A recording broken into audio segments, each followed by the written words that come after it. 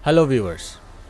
Ithil Studio gi ngasi ga no Photoshop tutorial asi yam entertaining amsung yam naughty oiba liquify tool haibasi matang dani. Sigi tool sina tawdibasi koi facial change koi mai si kitang pihan ba mit pihan ba naton pihan ba sina singba mayam ama da sina ga doriba tool ni hoji hongna ba torsi amana Photoshop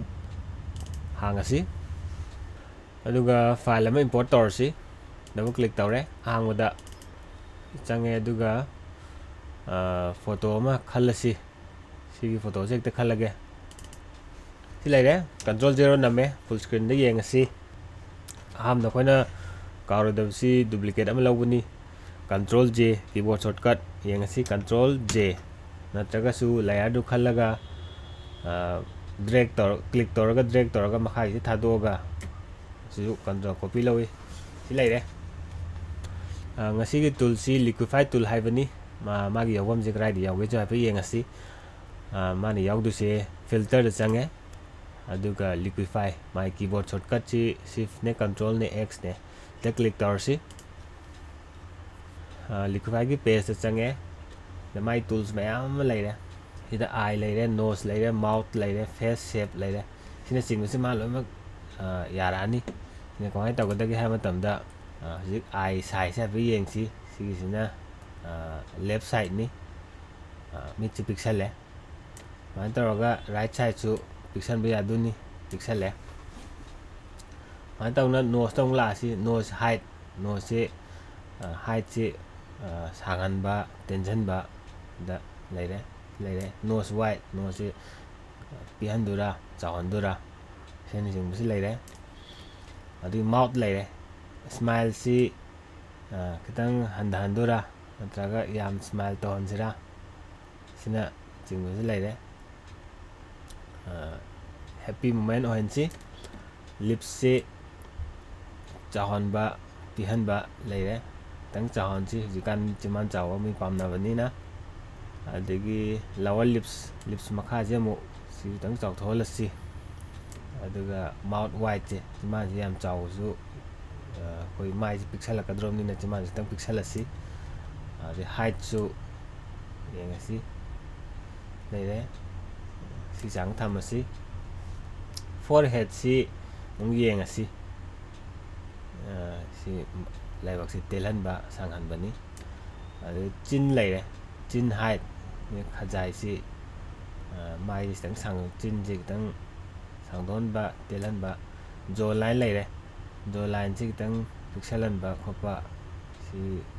hai lehla si face wide mai ji pura oina overall oina pixelan ba khopa si laire si sina khoi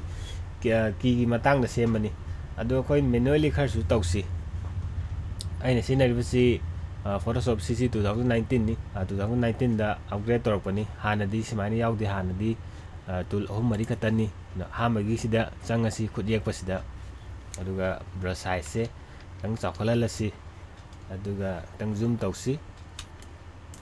aduga sigi cheekbone se tang round tahalasi adung click toraga drag tawbuni ko adi kok si hai ju tang shape tahalasi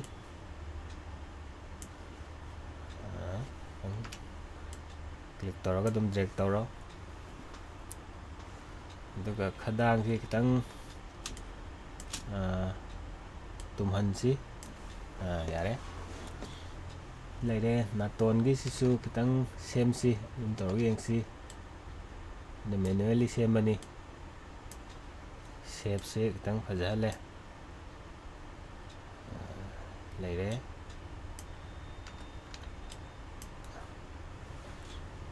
naton side kitang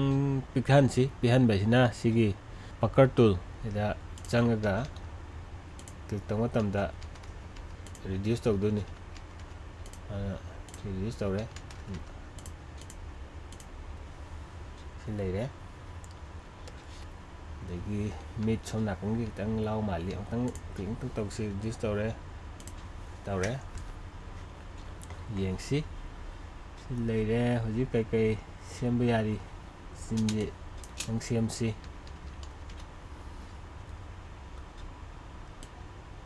ꯑꯩ ꯑꯃꯨꯛ ꯈꯜꯂꯦ ꯑꯗꯨꯒ ꯆꯤꯟꯁꯦ ꯈꯤꯇꯪ ꯁꯦꯝꯁꯤ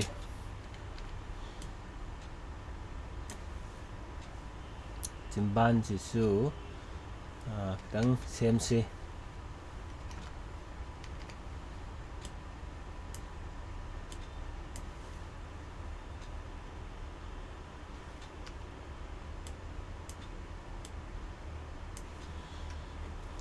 silai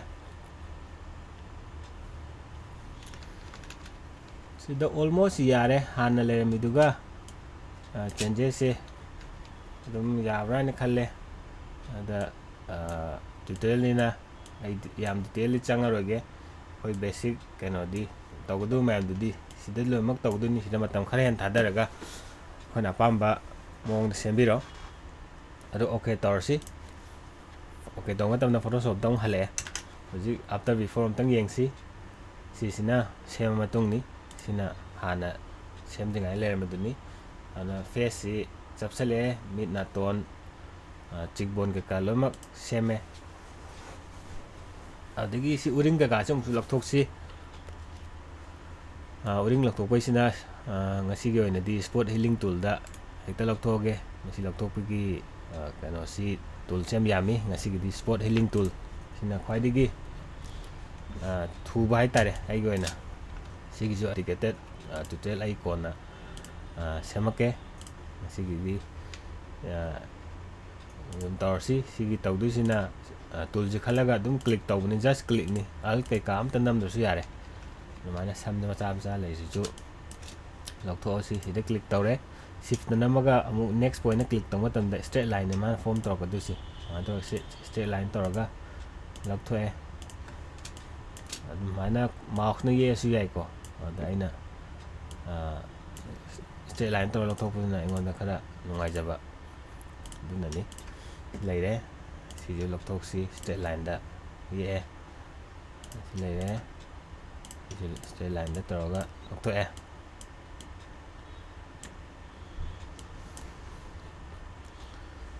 leire teki sida dak am lei si lokto si